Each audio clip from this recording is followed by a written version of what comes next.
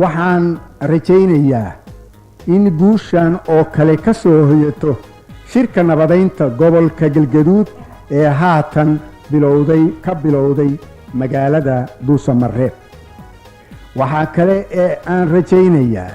in ergooyinka ka kala yimid gobolka jubbada hoose ay iyaguna si degdeg ah ugu fadhiistaan labada dhinacba wadaxaajoodka natiijana ka soo hooyaan wada hadalladooda waxaan kale ee ku kalsoonahay in nabadayntani u horseedayso u gudbidda howlaha kale ee na sugaya ee ummadda Soomaaliyeed qiimo iyo qaayo weyn ugu fadhiya sida kow fulinta qodobadii ku caddaa heshiiskii Addis Ababa inta noo hartay labo fulinta barnaamijka samafalka ee Soomaaliya oo UN-ka hay'adaha caalamiga ah kuwa samafalka iyo dawladaha deeqaha bixiya ugu talagaleen kaasoo ku caddaa go'aanadii ka soo baxay shirkii dhaqan celinta iyo dib u dhiska ee Addis Ababa lagu qabtay bishii Maarso 1993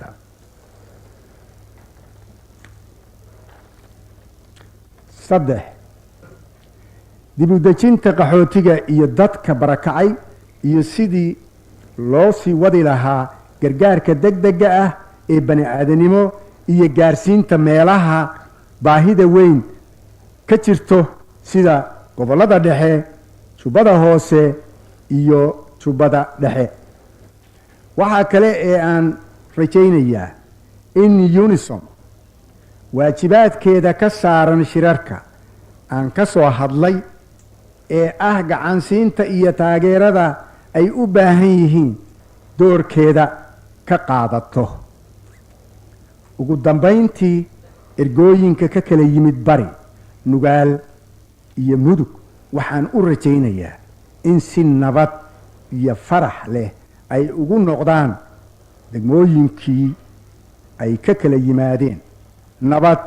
cadaalad horumar Soomaaliya ha noolaato nabaddu ha waarto midnimada Soomaaliya ha hirgasho wassalaamu calaykum waraxmatullaahi wabarakaatu gudoomiyaha guddiga difaaca iyo arrimaha degdega ah ee ururka SSDF mudane Cabdullaahi Yuusuf Axmed oo isna halka ka hadlay waxa uu salaan iyo bogaadin u jeediyay ergooyinkii shirka ka qayb galay wuxuuna sidoo kale ka warramay ujeedooyinka muhiimka ah ee shirka mudane Cabdullaahi Yuusuf waxa kale oo carabka ku dhuftay in ay jiraan dad turunturooyin iyo caqabado had iyo goor wada sida darteedna loo baahan yahay in gaashaanka loo daruuro isla markaana la tuso dowga habboon lana soo hanuuniyo kuwa noocaas oo kale ah iyadoo sidoo kalena si buuxda loo hirgelinayo qodobada heshiiska la gaaray mudane Cabdullaahi Yuusuf waxa kale oo shirka nabadaynta gobolada jubbada hoose iyo galgaduud kan ka socda u rajeeyay in go'aano kuwan oo kale ay ka soo baxaan wuxuuna u mahadceliyay UNISOM isagoo intaana raaciyay in xorriyadda diinta iyo hidaha ummadda Soomaaliyeed ay yihiin kuwa lama taabtaana mudane Cabdullaahi Yuusuf Axmed hadalladii oo halka ka jeediyay waxa uu ku bilaabay bismillaahir rahmaanir rahiim Allahu akbar Allahu akbar Allahu akbar shir gudoomiye hogaamiyayaasha ururada shirka ka soo qayb galay ee meesha jooga diblomaasiyiinta iyo marti sharafta mudanayaasha iyo marwooyinka ergooyinka ee shirka ka soo qayb galay anigoo ku hadlaya magaca ururka SSDF iyo isla markaa dadweynaha Soomaaliyeed aad walaalaha tihiin ee degan goboladaas hadda loo yaqaan waqooyi bari ama bari iyo bartamaha waxaan jeclahay inaan idiin soo jeediyo inagoo maanta gabagabaynayna shirkeennan taariikhiga ah inaan idiin soo jeediyo salaan diiran isla markaana inaan idinku bogaadiyo sida dhiiran oo firfircoon oo shirka aad uga qayb qaadateen idinka oo kulligiin u adeegaya ummadeenna sharafta mudan walaalayaal waxa aynu wada ogsoonahay in shirkeennan nabadaynta gobollada dhexe iyo siduu markii hore ku magacownaa jubbada hoose walow jubbadii hoose haatan arrinteedii ayaan meel caga dhigan ee ay weli raban tahay aanse rajaynayno inay guul ku dhammaato in ulajeedooyinkeedu ay ahayd shirkay ulajeedooyinkiisu ahayd inaynu dadkeenna u horseedno nabad waarta wax wada qabsi isdhexgal noloshii dadweynahoo dib loo soo celiyo burburka dalka ku dhacay oo dib loo soo dhiso iyo qarannimadii burburtay oo dib loo soo nooleeyo midnimada soomaaliyeedna lagu dadaalo iyadoo aan qori caaridii la isticmaalin sidii dib laysugu keeni lahaa soomaali oo jamhuuriyaddii soomaaliya ay u noqon lahayd jamhuuriyaddii soomaaliya oo ay horay u ahayd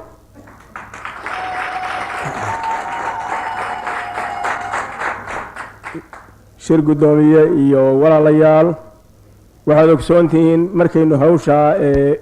ku jirnay jamcahii horena ay inoo furantay ee shirku inoo furmay jamcahani uu yahay kii aynu khatimaynay ishaarada jamcaha iyo jamcadana uu inoo sheegay walaalkeen sheikh sayid cali uu inoo sheegay inuu kuna duceeyey waxaaynu soo maray runtii waqti aada iyo aadna u farxad badan oo aynu nabadaynu halkaa u nimid dadkeennu u horseedayno isla markaana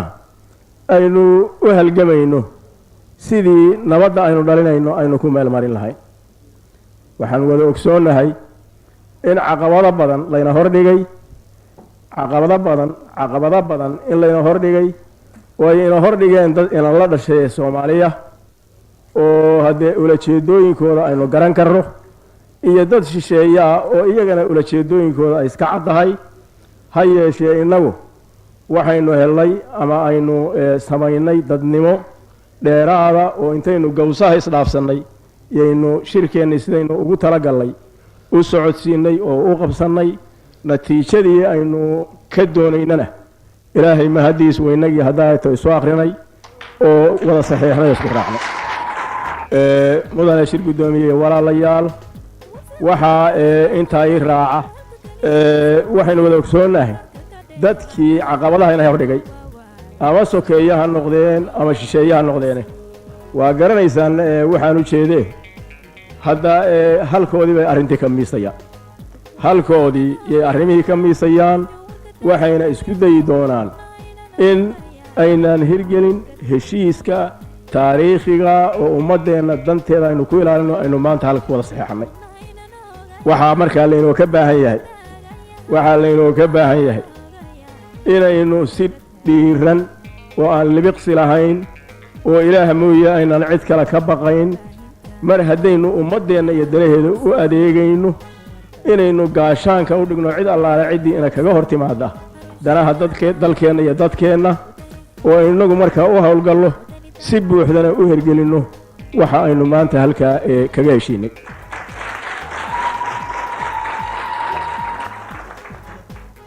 anigu haddaan in yar halkaa ku daro haddaato waxaan teh raacayaa hadal uu soo jeediyey sheikh sayid cali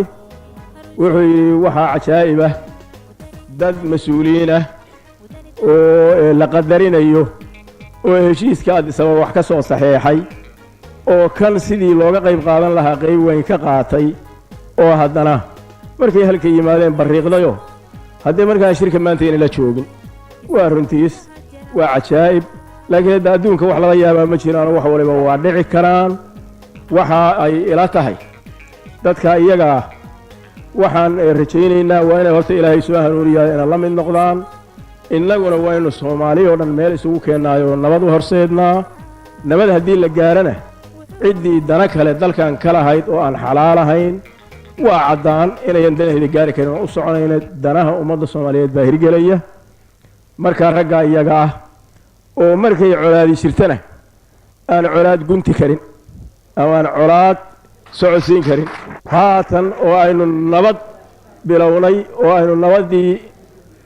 tiirdhexaadkii ugu weynaa aynu maanta dhignana kolley nabaddii aan gunti karin oo aan colna gunti karin colaadna gunti karin nabadna gunti karin haddee iyagii allahooda inagu la tashan mayno hawsheenna yaynu wadanayna waxaan yaroo intaa ku darayaa in aan idin xusuusiyo sidii jenaraal maxamed faarax caydiid halka uga soo jeediyey in shirkeennan uu garab socdo shir kale oo ka socda gobolka galgaduud oo aan malaynayo inuu dhowaan bilaabanayo ka bilaabanayo magaalada dhuusamareeb haddaanu maantaba bilaaban waa sidaan warku hayaaye waa inaynu isu dhabar jebinnaa shirkaasna inaynu go'aamadan dhaxalgalka aynu halka ka soo saarray kuwa lamid ah ka soo saaraa waayo galgaduud iyo mudug waa ekis mudug waa haddee meelo ay soomaalida taariikhdeedu ka unkamto oo haddii gobonnimo la raadinaya ka unkanto oo haddii cod la ololaynaya ay ka unkanto oo haatanna waxaa nasiib wanaaga iyadoo walaalaheen bari iyo walaalaheen nugaal iyo walaalaheen galgaduud iyo hiiraan ay ina la joogaan oo shirka ina kala qayb galeen oo ina la mid yihiin ina la saxiixeen oo aan kalsoonidoodana haysanno runtii aan rajaynaynana waddanku goordhow kulligiinu isu furmo oo dekedda boosaaso iyo dekeddan iyo dekedda kismaayo ay dhowaan isku xirmaan waxaa kale ee jira iyaduna kismaayo ama jubbada hoose oo arrinteeda loo baahnaa inay halka maanta ku dhammaato oo lagu dhammeeyo wada jir ahaan gobollada dhexe iyo jubbada hoose colaadda ka jirta halka lagu wada dhammeeyo arrintaasi weli ma dhammaan arrimaa soo dhex galay wax ka sheegi mahayo dad le waxbaan qabanaynaa baa jira hadday qabtaan oo ku guulaystaanna haddii labada gacmood baan ku salaamaynaa haddii kalena waxaa ogaataan arrintaasi dib bay inoogu soo noqonaysaaye markay dib inoogu soo noqoto sida aynu u xallin lahayn oo niyadsami ahaan u xallin lahayn oo lilaahinimo u xallin lahayn waxaan idinka codsanayaa inuu isugu tagnaayo arrintaas aynu xallinnaa haddii aan colaadaas jubbada hoose ka jirtaa dhammaanna hadda waxay la tahay ciddii dan kale lahayd oo si kale u jeeday oo laga yaabo siyaabaha ay u jeedaa inay innaga dan inoo ahayn hadda markaa suryo ay ka baxdo oo danaheeda ay ku raadsato waa helaysaa innagana dan inoo maaha sidaasiye waxaan rajaynaynaa walaalaheenna jubbada hoose inay kulligood ay isxilqaamaan sidaynu isu xilqaanay isu xilqaamaan innaguna waa inaynu halka maanta ka ballan qaadnaa arrintaa inaynaan sidaa ku daynayn oo kaga harayn arrintaa inaynu daba soconayno ka shaqaynayno kagana shaqaynayno sidaynu kan uga shaqaynay oo kale oo siyaasad iyo qabow iyo wada fadhi iyo wada hadal inaynu ku dhammayno oo walaalaheen kula dhammayno kulligeenna u dhammayno waayo jubbada hoose qaranka soomaaliyeed bay ka mid tahay qaranka soomaaliyeed baa leh qaranka soomaaliyeed dhinac kasta ama gobol kasta oo la joogo nabadda xasilinteedu waxay dan u tahay ummadda soomaaliyeed dhammaanteed waxaa intaa ii raaca mahadnaq badan baa la soo jeediyey qolada qaramada midoobay waa loo soo jeediyey waa u mahad celinaynaa ilaa heerka ay nabadgelyada wax ka qabteen waa u mahad celinaynaa dalalka kale oo saaxiibka ah oo iyaguna talyaaniga iyay ka mid yihiin oo iyaguna runtii xag dhaqaale iyo xag siyaasadeed iyo xag walba waxayna ka taray taariikh dheer oo wax wada qabsi iyo saaxiibnimo ahna inaga dhaxayso iyagana wuu mahad celinaynaa ha yeeshee walaalayaal waxaa la yidhaahdaa hunnuye hadal maaha himbirisina wax arag maaha waxaa fiican inaynu runta u sheegnaa ee dadka aynu u mahad celinay wixii mahadana waa u celinaynaa wixii aynaan aqbali karinna soo idinlama aha inaynu u sheegno idinla aha inaan u sheegno waxaynu dadka walaalaheena uga digaynaa ama kula talinaynaa arrimo aynaan ogolayn hadda afkiinoo dhan baan ku hadlay anigu SSDF markaan magaceeda ku hadlimay arrimo hadday inoola yimaadaan jawaabteennu maya noqonayso waxaa ugu horreeya 33 sannadood ka hor anuu haatan idinla hadlayo nin weyn oo sarkaala soomaaliya xorriyad bay qaadatay 33 sannadood dalkii xorta ahaa baa taxta alwasaaya lagu celinaya ama systemkii waagii talyaanigii sistema fiduciario italyan la oran jiray ama ingiriiska trustship system la yidhaahdo ha lagu celiyo war ma yeelaynaa soomaya maa waxa weeye anna waxaa idin leeyahay yeeli mayno yeeli mayno